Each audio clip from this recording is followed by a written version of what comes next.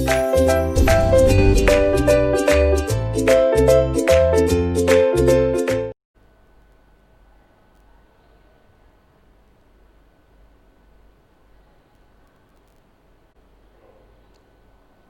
મિત્રો, હું રાવળયોગી જગદીશકુમાર ગાંડાલાલ, સંસ્કાર કન્યા વિદ્યાલય નાની કડી. આજે આપણે ટેન્સીસ વિશે ભણીશું, જે તમે અગાઉ 9મા ધોરણ સુધી સાદો વર્તમાનકાળ, સાદો ભૂતકાળ અને સાદો ભવિષ્યકાળ ભણી ગયા. જેમાં સાદો ભૂતકાળ છે એ મારા મત મુજબ બહુ જ ઇમ્પોર્ટન્ટ કાળ છે. જો તમે કોઈ વાર્તા વાંચો, ન્યૂઝપેપર વાંચો, કોઈ પણ આર્ટિકલ્સ તમે ઇંગ્લિશમાં વાંચો તો એમાં સૌથી વધારે સાદા ભૂતકાળનું મહત્ત્વ હોય છે. અહીંયા the simple present tense, simple past tense, simple future tense, આ ત્રણેય કાળ છે. એના 4 રૂપ છે: એક સિમ્પલ, એક પાસ્ટ, એક કન્ટિન્યુઅસ અને એક પ્રેઝન્ટ કન્ટિન્યુઅસ ટેન્સ. હવે આપણે જોઈએ આમાં સૌથી મહત્ત્વનો કાળ ધ સિમ્પલ પાસ્ટ ટેન્સ. એને આપણે વિગતે ચર્ચા કરીશું. The simple past tense. Simple past tense એટલે જે સમય વીતી ગયો છે, જે સમય જતો રહ્યો છે, ટૂંકમાં જે ઐતિહાસિક ઘટના છે એ પણ સાદા ભૂતકાળમાં આવે. ગઈકાલે 1 કલાક પહેલાં, 1 મિનિટ પહેલાં મેં આ કામ કર્યું હતું, એ સાદો ભૂતકાળ કહેવાય, જેને આપણે અહીંયા વિગતે ભણીશું. The simple past tense.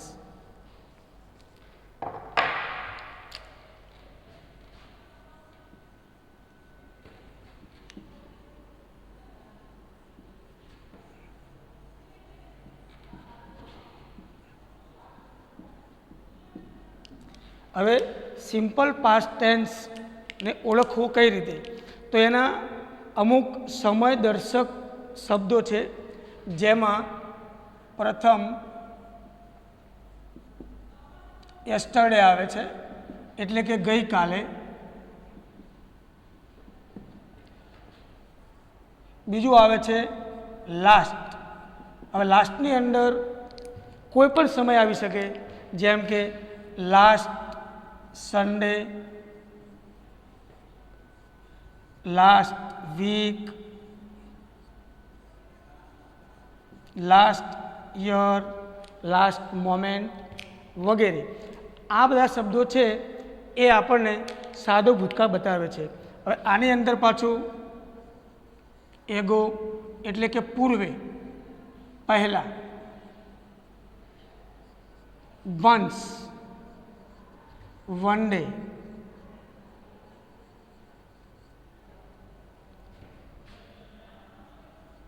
That day, વીતી ગયેલું વર્ષ, વીતી ગયેલો સમય. વીતી ગયેલું વર્ષ એટલે કે અત્યારે હાલ 2020 ચાલે છે, તો 2019 એ વીતી ગયેલું વર્ષ છે. એ પહેલાં 2018 આવે, 2005 આવે, 1990 આવે, 1820 આવે. એમ આગળનો જે સમય છે એ આપણને વીતી ગયેલું વર્ષ એટલે કે સાદું ભૂતકાળ બતાવે છે. બીજું, કોઈ પણ ઐતિહાસિક ઘટના આજથી પહેલાં જે કોઈ પણ ઘટના બની ગઈ છે, જેમ કે ઇન્દિરા ગાંધીની ઘટના હતી, રાજીવ ગાંધીની ઘટના હતી, ગાંધીજીની ઘટના હતી, અકબર, બિરબલ, રાણા પ્રતાપ, આ જે ઘટના બધી બની ગઈ છે, એટલે કે કોઈ પણ ઐતિહાસિક ઘટના.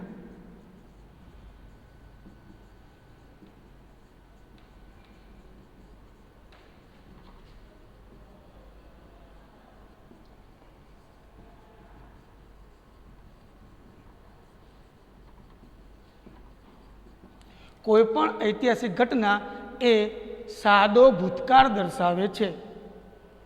બરાબર? હવે આ વાત થઈ આપણે સાદો ભૂતકાળ કેવી રીતે ઓળખવો એની થઈ. હવે આપણે એની વાક્ય રચના જોઈએ, સેન્ટેન્સ પેટર્ન, કે આ વાક્યમાં આપણે એનો ઉપયોગ કઈ રીતે કરવાનો.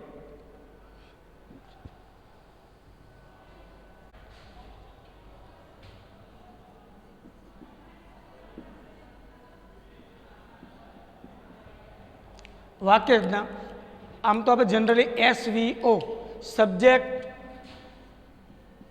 વર્બ ઓબ્જેક્ટ એ પ્રમાણે જઈએ છીએ. Subject plus verb plus object એટલે કે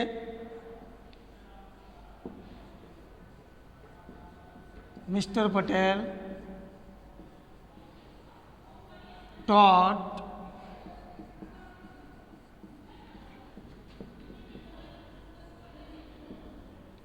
English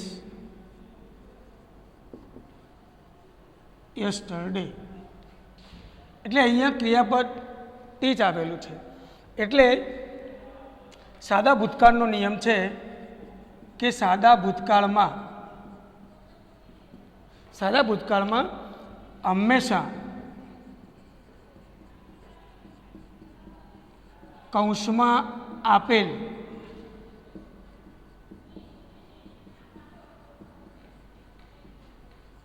ક્રિયાપદનું ભૂતકાળનું રૂપ મૂકવું. એટલે અહીંયા આપણને કૌંસમાં ટીચ આપેલું છે એટલે આપણે અહીંયા ટીચ એનું ભૂતકાળ ટોટ મૂક્યું. સૌ પ્રથમ આપણે વાક્ય જોઈ લઈએ કે આ વાક્યમાં યસ્ટરડે છે એટલે આ વાક્ય સાદા ભૂતકાળનું છે એટલે અહીંયા કૌંસમાં આપેલ જે ક્રિયાપદ છે ટીચ એનું આપણે ભૂતકાળનું રૂપ મૂકીએ છીએ. એટલે અહીં નિયમિત અને અનિયમિત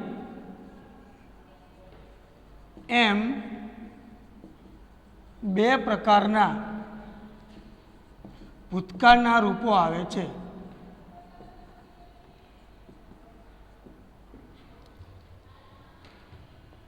નિયમિત એટલે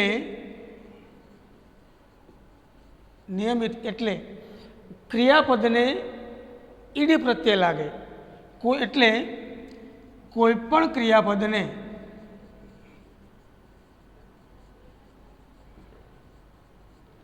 ઈડી પ્રત્યય લગાવવાથી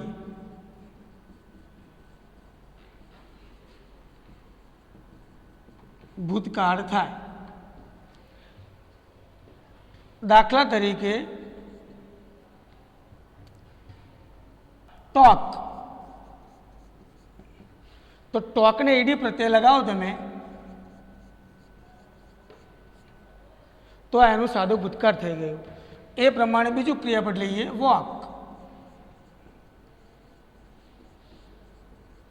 એને ઈડી પ્રત્યય લગાવો તો એનું ભૂતકાળનું રૂપ થયું. હવે આપણે જોઈએ અનિયમિત ક્રિયાપદ. અનિયમિત એટલે અહીંયા જેમ દરેકને તમે ઈડી લગાવો એટલે નિયમિત થઈ ગયું, બધા ક્રિયાપદને ઈડી લગાવવાનું. હવે અહીંયા આપણે જોઈએ અનિયમિત કે જેમાં કોઈ ક્રિયાપદ આ ઈડી લગાવ્યું એ પ્રમાણે ચોક્કસ નહીં હોય, એટલે કે અલગ અલગ હશે. જેમ કે આપણે અહીંયા રાઈટ લઈએ, આ અનિયમિત ક્રિયાપદ છે એટલે કે અહીંયા ઈડી લાગશે નહીં. નિયમિતમાં ઈડી લાગે, અનિયમિતમાં અલગ અલગ ક્રિયાપદના રૂપો છે. રાઈટ છે તો એનું ભૂતકાળ રોટ થશે. બાય છે એનું ભૂતકાળ બોટ થશે.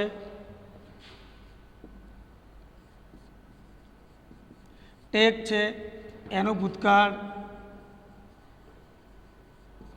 ટોટ થશે.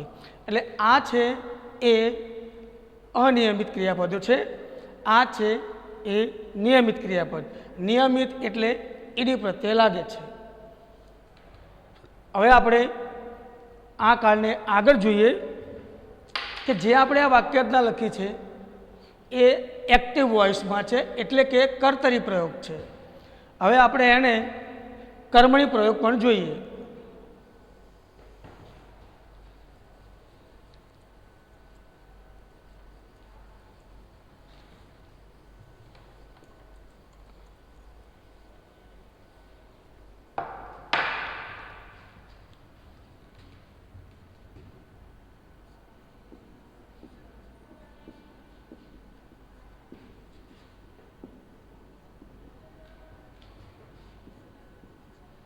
he wrote a letter that day. એટલે SVO સબ્જેક્ટ વર્બ ઓબ્જેક્ટ એ પ્રમાણે આ વાક્ય રચના એક્ટિવ થઈ. એક્ટિવ એટલે કર્તરી પ્રયોગ.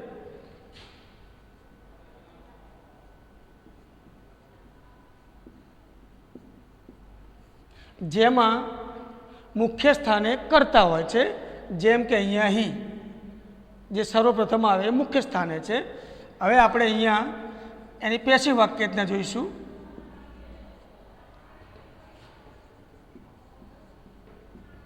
પેસિવ વોઇસની વાક્યરચનામાં અહીંયા જોઈ લઈએ કર્તા,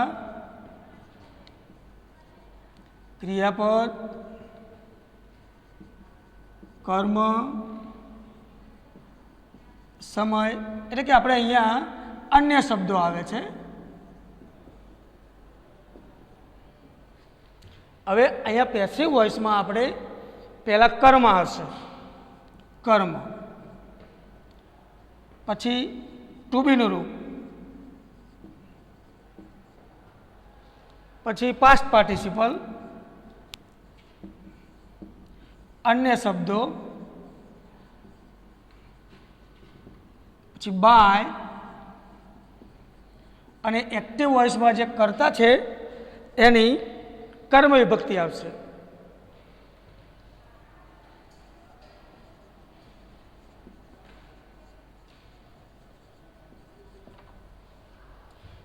હવે એ જોઈએ એક્ટિવ વાક્ય રચનામાં જે કર્મ છે તો કર્મ લેટર છે, એ લેટર. હવે આપણે ટુ બીનું રૂપ કઈ રીતે લેવાનું? કર્મ આવી ગયું. હવે ટુ બીનું રૂપ તો આપણે ક્રિયાપદ જોવાનું કે અહીંયા ક્રિયાપદ જોઈએ તો ક્રિયાપદ એ ભૂતકાળનું છે તો એ પ્રમાણે ભૂતકાળના ટુ બીના રૂપ લેવાના. ટુ બીના રૂપ, ભૂતકાળના ટુ બીના રૂપ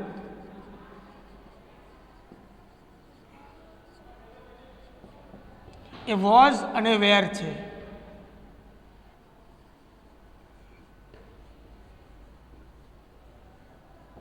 વોઝ અને વેર છે. તો વર્તમાન કાળમાં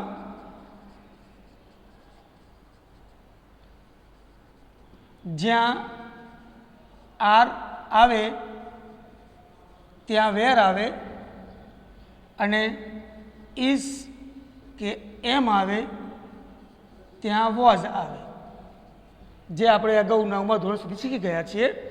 હવે અહીંયા જોઈએ આપણે એ લેટર તો એક વચન છે તો અહીંયા ભૂતકાળના ટુ બીના રૂપોમાં વોઝ આવશે. કર્મ આવી ગયું, ટુ બીનું રૂપ આવી ગયું. હવે આ પીપી ટૂંકું રૂપ એટલે કે પાસ્ટ પાર્ટિસિપલ. તો અહીંયા જે ક્રિયાપદ છે અહીંથી બે બાબતો છૂટી પડશે, ટુ બીનું રૂપ અને પાસ્ટ પાર્ટિસિપલ. તો ટુ બીનું રૂપ વોઝ આવ્યું, રોડ ભૂતકાળ છે એને કારણે ટુ બીનું રૂપ વોઝ આવ્યું. હવે એનું પાસ્ટ પાર્ટિસિપલ થાય રિટર્ન. કર્મ, ટુ બીનું રૂપ, પાસ્ટ પાર્ટિસિપલ. અન્ય શબ્દો, અહીંયા અન્ય શબ્દોમાં ધેટ ડે છે. વાક્યના પ્રમાણે આપણે બાય મૂકીશું. કર્તાની કર્મ એટલે કે એક્ટિવ વાક્યરચના જે છે એમાં કર્તા અહીંયા હી છે તો હીની કર્મ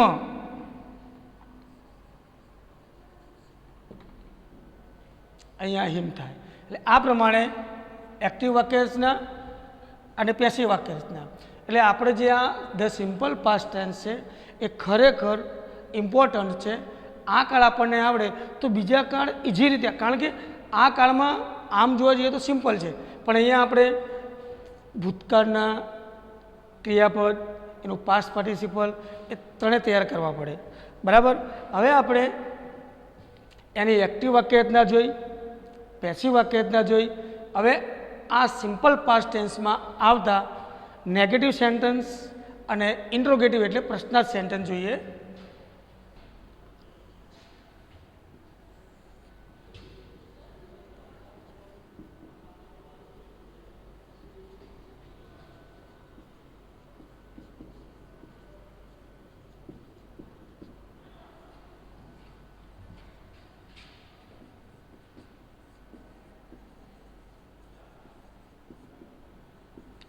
negative sentences.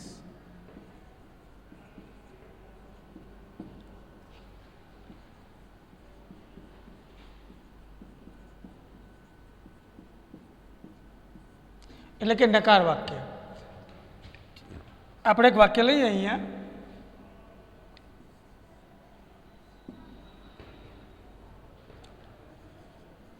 Raja sang a song last week. હવે અહીંયા આપણને sang ક્રિયાપદ આપ્યું છે, તો અહીંયા એનું નકાર કરવા માટે આપણે સહાયક ક્રિયાપદ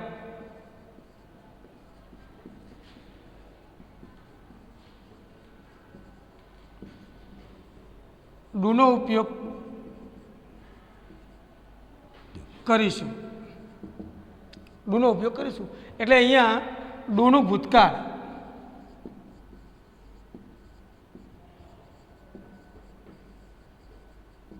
ડીડ થશે અને જે મૂળ ક્રિયાપદ છે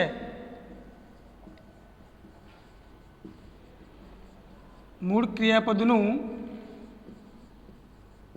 મૂળ રૂપ જ લખવું. એટલે રાજા did not sing. Raja did not sing a song last week. આ રીતે ભૂતકાળમાં કોઈ પણ ક્રિયાપદ છે એની સાથે ડીડનો ભૂતકાળમાં ડીડનો ઉપયોગ આવે, વર્તમાનમાં ડુ કે ડ જ આવે છે. બરાબર.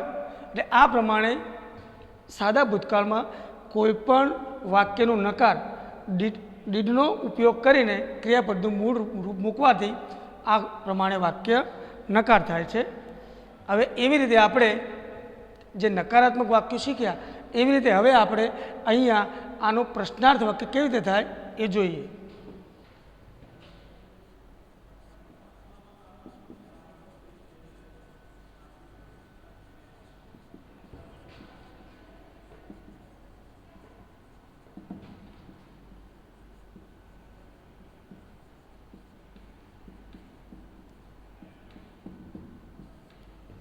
જેવી રીતે આપણે નકાર વાક્ય બનાવ્યું એમાં સહાયકારક ક્રિયાપદ ડીડ લીધું, એ પ્રમાણે જ પ્રશ્નાર્થ વાક્ય બનાવવામાં પણ આપણે ડીડનો ઉપયોગ કરવો પડશે. જેમ કે રાજા sang a song last week. આ વાક્ય છે એનું આપણે નકાર બનાવ્યું હતું કે રાજા did not sing a song last week. હવે આનું આપણે પ્રશ્ન બનાવવાનું છે, તો સહાયકારક ક્રિયાપદ આગળ મૂકીશું. did Raja sing. એટલે કે પ્રશ્નાર્થ અને નકારમાં હંમેશા ક્રિયાપદનું મૂળ રૂપ મૂકવાનું, કારણ કે did છે એની અંદર સાદો ભૂતકાળ આવી જાય છે, બંને ક્રિયાપદો ભૂતકાળના ના આવે.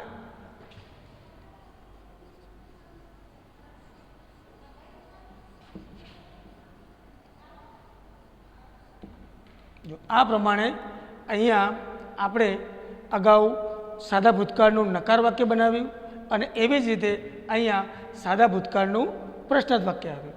બરાબર છે. હવે આપણે થોડાક વાક્યોની એક્સરસાઇઝ જોઈએ. Manoj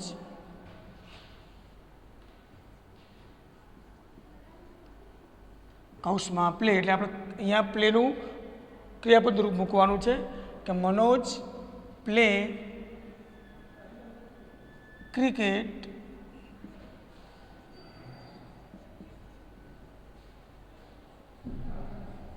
last Sunday. બીજું, mister Mehta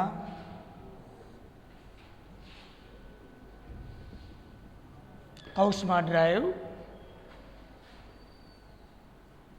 a car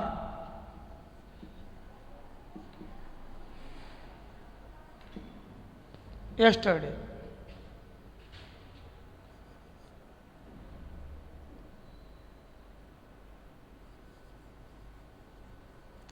Rana Pratap કૌંસમાં fight a battle years ago, ઘણા વર્ષો પહેલા.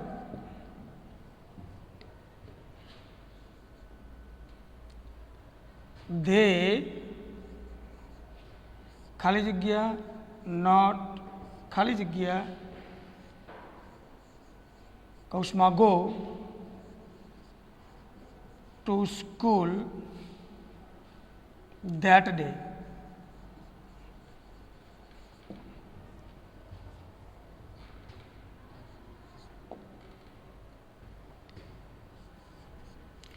અનિલ ખાલી જગ્યા નોટ ખાલી જગ્યા કૌંસમાં બાય અ બુક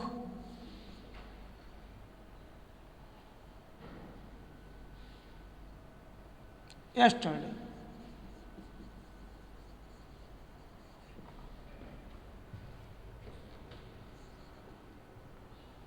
ખાલી જગ્યા વિમલ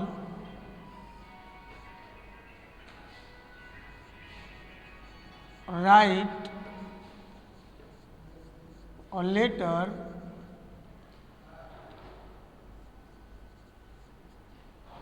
last week. જો ફ્રેન્ડ્સ આ 6 સેન્ટેન્સ છે જે અગાઉ આપણે સાદો ભૂતકાળ શીખી ગયા. એમાં હકારાત્મક વાક્યો હશે, નકારાત્મક વાક્યો હશે, પ્રશ્નાર્થ વાક્યો હશે. હવે જે આપણે અહીંયા સાદા ભૂતકાળની ચર્ચા કરી એના આધારે તમારે અહીંયા જોવાનું છે કે કૌંસમાં આપેલ ક્રિયાપદનું કયું રૂપ અહીંયા વ્યવસ્થિત રીતે આવશે જેથી કરીને તમારો જવાબ સાચો હોઈ શકે. ધ્યાનથી વાક્ય જોઈ લેજો અને તમે જે સમજાશો એના આધારે તમારે આ સાદા ભૂતકાળના અહીં આપણે દેખાય જ છે કે વાક્ય તમે ધ્યાનથી જુઓ એટલે તમને ખબર પડે કે આ કયા કાળનું વાક્ય છે. કારણ કે અત્યારે હાલ તો આપણે એક જ કાળની ચર્ચા કરીએ છીએ એટલે તમારે માત્ર ટાર્ગેટ તો એક જ રહેવાનો ને કે અહીંયા માત્ર એક જ કાળ છે એટલે આપણે ભૂતકાળના રૂપો જ મૂકવાના છે. બરાબર. જ્યારે બધા કાળ ભેગા થયા તમે 9મા ધોરણ સુધી ભણ્યા એમાં સાદો વર્તમાન આવ્યો, સાદો ભૂતકાળ આવ્યો, સાદો ભવિષ્યકાળ આવ્યો. હવે ત્રણેય કાળ જ્યારે ભેગા થાય ત્યારે આપણે વાક્ય જોવાનું છે. આપણે પેરેગ્રાફ આવે છે તો એમાં આપણે જોવાનું થાય કે ખરેખર આમાં કયો કાળ છે અને એ કાળને આધારે આપણે ક્રિયાપદનું કયું રૂપ મૂકવાનું છે. અહીંયા તો તમારી સામે ફિક્સ જ છે કે સાદો ભૂતકાળ છે, પણ તમારે અહીંયા જો જવાબ મૂકવા હશે તો તમે 9મા ધોરણ સુધી જે ક્રિયાપદના રૂપો તૈયાર કર્યા છે, જેમ આપણે અગાઉ વાત કરીને કે મૂળ રૂપ હોય બાય, એનું ભૂતકાળ થાય બોટ, એટલે એનું પાસ્ટ પાર્ટિસિપલ એટલે ભૂત કૃદંત થાય બોટ. એના બે રૂપો સરખા જ છે, પરંતુ આપણે ટેક લઈએ તો ટેક એ મૂળ રૂપ છે, એનું ભૂતકાળ ટૂંક થાય અને પાસ્ટ પાર્ટિસિપલ ટેકન થાય. જે આપણને એક્ટિવ વાક્યમાં ટૂંક થયું એનું પેસિવ વોઇસમાં ટેકન થાય. જો આપણને પાસ્ટ પાર્ટિસિપલ ના આવડે તો પેસિવ વાક્ય રચનામાં એની તકલીફ પડે. એટલે અહીંયા જોઈ લો આ બધા વાક્યો સાદા ભૂતકાળના છે. કૌંસ તમારે જોવાનો અને એના આધારે ક્રિયાપદનું કયું રૂપ આવે એ નક્કી કરીને સાદું વાક્ય કયું છે, પ્રશ્નાર્થ કયું છે, નકાર કયું છે, એની વાક્ય રચના શું છે, જે પ્રમાણે તમને સમજણ પડી હોય એ પ્રમાણે તમારો જવાબ લખવાનો છે.